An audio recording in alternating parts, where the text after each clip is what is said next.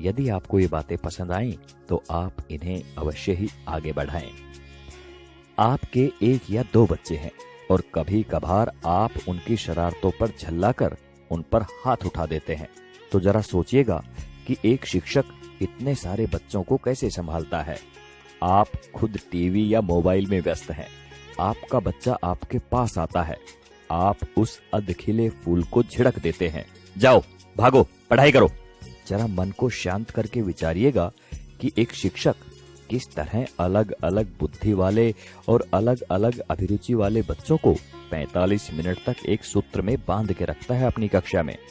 आपका बच्चा दिन भर गेम खेलता है, घर पर पढ़ता नहीं है, इसकी भी शिकायत आप शिक्षक से करते हैं। क्या करें, हमारा मुन्ना तो हमारी बात ही नहीं सुनता, जरा डराइए इसे। अरे भाई, बच्चे को डराना है तो उसे किसी बाघ के सामने ले जाओ। आप गुरूर ब्रह्मा टाइप की बातें रटते हैं, पर कुछ पेरेंट्स भगवान तो छोड़िए, शिक्षक को इंसान तक नहीं मानते।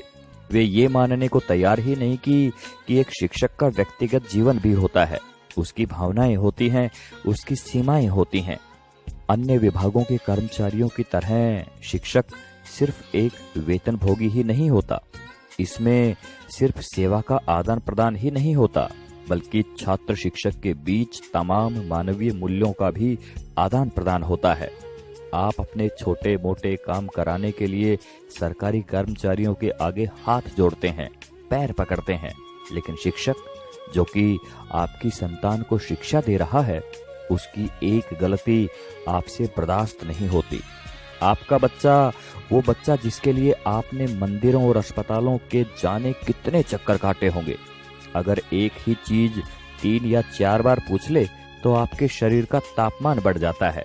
अब जरा सोचिए कि एक शिक्षक किस धैर्य के साथ बताता है कि 3 जमा 1 और 1 जमा 3 दोनों बराबर होते हैं, भले ही ये एक दूसरे के विपरीत नजर आते हैं। अगर वास्तव में बात समझ में आ गई हो तो आपसे हाथ जोड़कर विनती है कि आप हर शिक्षक को भगवान ना सही, कम से कम इंसान समझकर उतना सम्मान अवश्य दें जो कि एक इंसान को मिलना चाहिए। सभी शिक्षक बंधुओं को समर्पित एवं सभी सम्मानित अभिभावकों को चिंतन करने हेतु प्रेषित है ये बात। आप सभी का शुक्रिया। नमस्कार। जय हिंद।